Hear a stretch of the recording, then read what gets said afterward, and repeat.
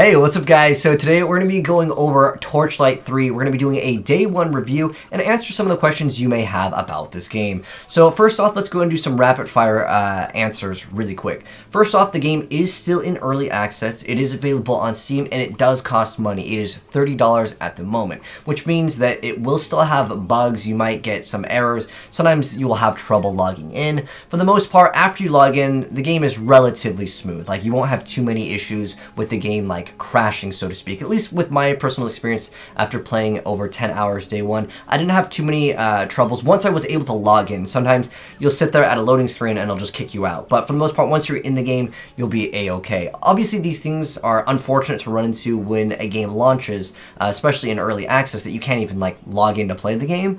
However, I want to say that these issues will be fixed, so I won't be talking too much about the game in terms of, not being able to log in, but that's unfortunate. It happens. I will mention it. As of right now, the game does plan to have a single player experience, meaning you don't have to be online. But as of right now, with its early access, you have to play online. One cool thing with Torchlight, if you guys have played Torchlight 2, you know that there is a really cool mod community, and there are lots of really cool fan creations of certain things from other games that are just brought into Torchlight 2, which is awesome. So I'm hoping that Torchlight 3, once we get that single player mode enabled, we'll get a lot more mod support for the game, and I'm hoping that that will really add a lot more depth to the game. So as far as the game goes, and to kind of give you guys a too long, didn't want to watch the whole video, let me go and answer this. If you're looking for a very casual experience with very, very light ARPG elements, I think you could have some fun with this game. However, if you're looking for a deep experience, something like Path of Exile or Diablo 2 Median XL mod, you're probably not going to be finding it here, even when it fully launches. So as far as that goes, that's kind of like the too long, didn't want to watch version of this. You can see via the skill tree, there's only 7 skills on the skill tree, and there are 2 skill trees. In Diablo 2, we had a lot more, and heck, in Torchlight 2, we had a lot more. There just isn't that much depth with the game, but there are gameplay mechanics that do introduce a little bit more to the game, which are going to be relics and other crafting things that you can do, which we'll briefly go over in a moment here, but I just want to go ahead and answer a bunch of these questions really fast.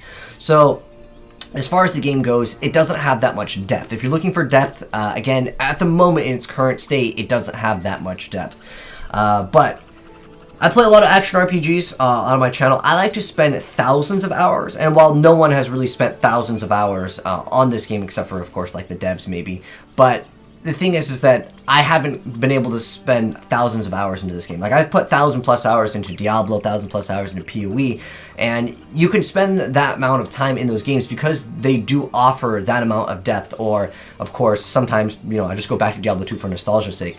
But for the most part, I like to min-max in my games, and if you really enjoyed Diablo 3, and let's say you don't really like to push those high torment difficulties, like you're happy just completing the campaign, I think that you can have some fun with this game. If you like to just kind of play games casually and you kind of like action RPGs, you could definitely have some fun with this game. Or if you really enjoyed, let's say, Minecraft Dungeons for what it was, like you just played the campaign and that was kind of it, you didn't grind like 100+ levels, then you could definitely have some fun with this game. Heck, I still have some fun with this game, but again, I haven't spent 1,000 hours, so I can't really talk about that yet because really no one has, right?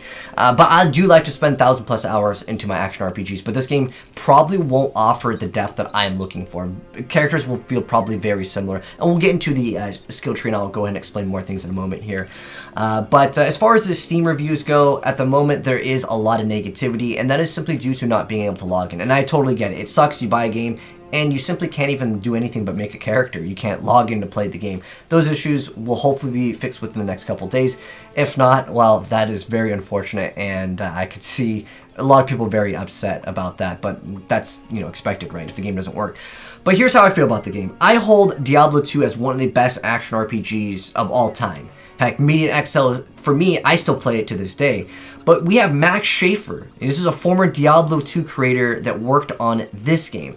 I expect a lot of innovation and next generation ideas implemented into this game, and I simply just don't see it here. It's very, very simple as far as the gameplay mechanics go. I would like to see the game have a lot more depth to it, and we'll get into that when I show off some of the mechanics in a moment here.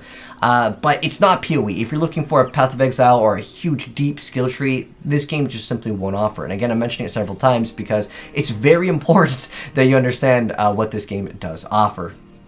But some of the critiques for this game that I saw a lot of people talking about via the Steam reviews, saying that this game is a mobile game. While there are elements that I would say are more simple, maybe it was just because they wanted to make the game simple and they wanted to get a larger audience that normally wouldn't play action RPGs.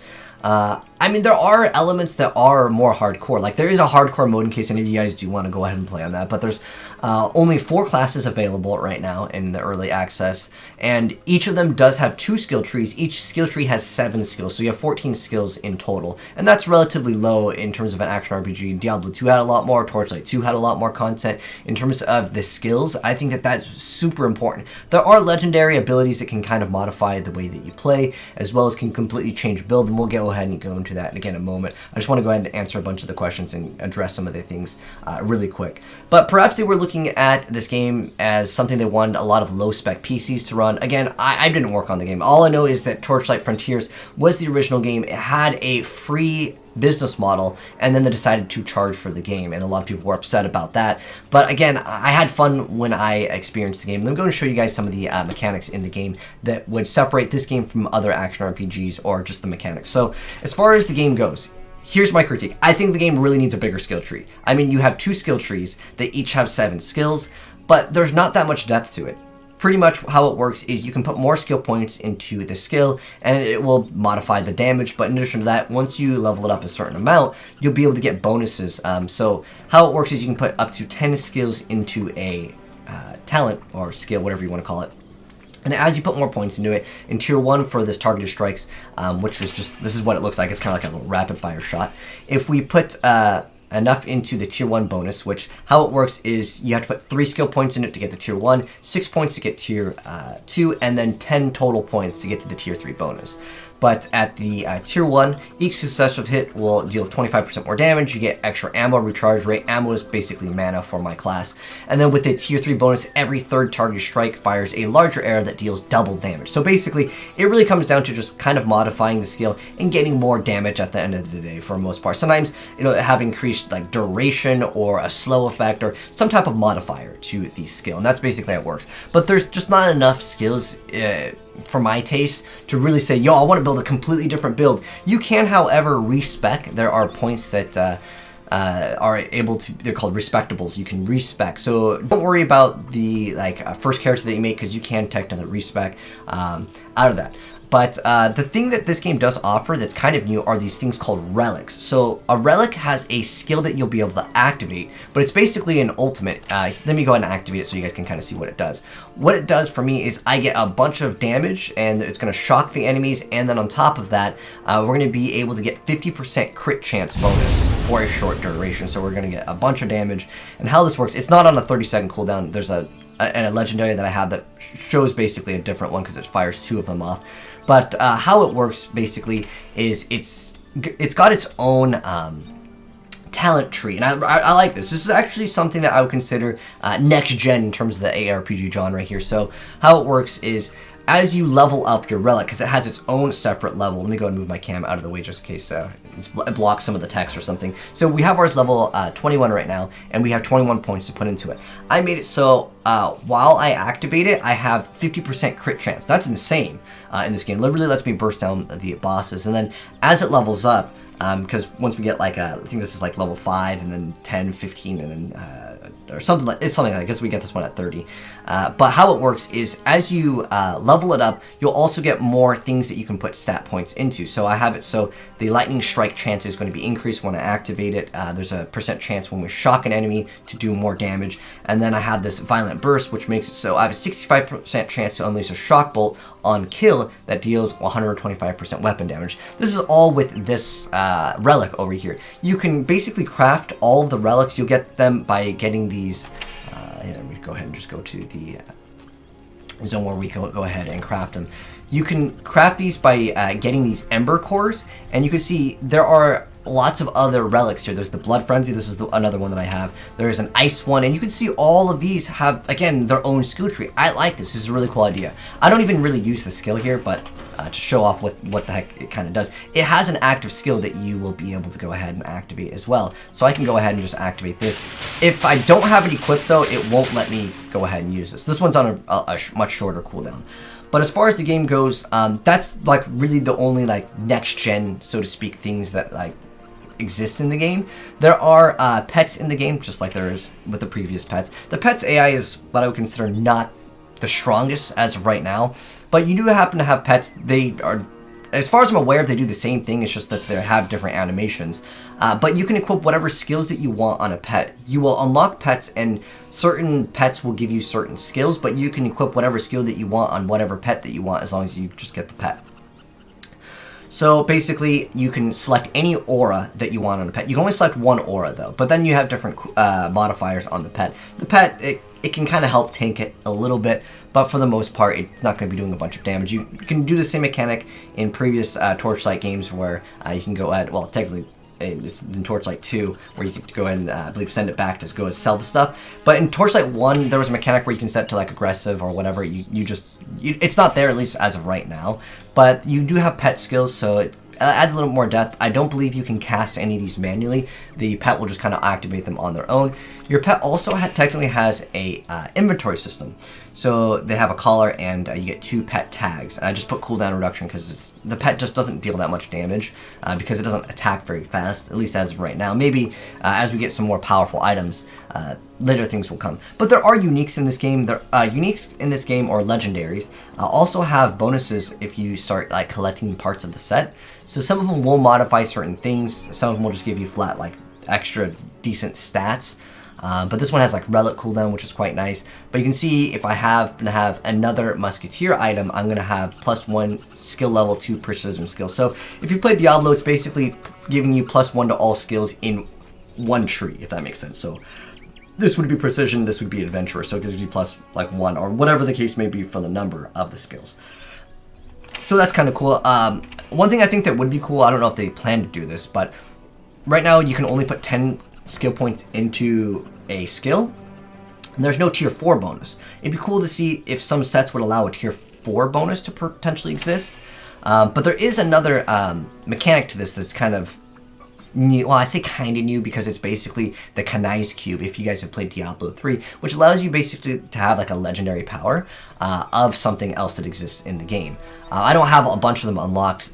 You'll see that some of them will have certain requirements, but for the most part, yeah, you can go ahead and basically select a ability of a weapon. Like Frenzy's Blade is kind of like Echoing Fury, but for basic attacks.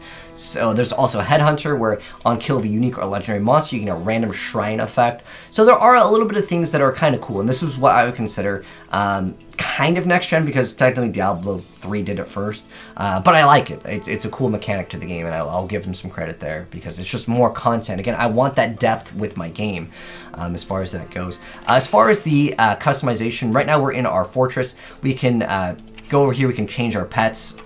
We have our stash tab. We have this little sprout that we can feed it items, and it'll give us, you can see it gives us +1% gear luck, which I believe is similar to, let's say, Magic Find in Diablo.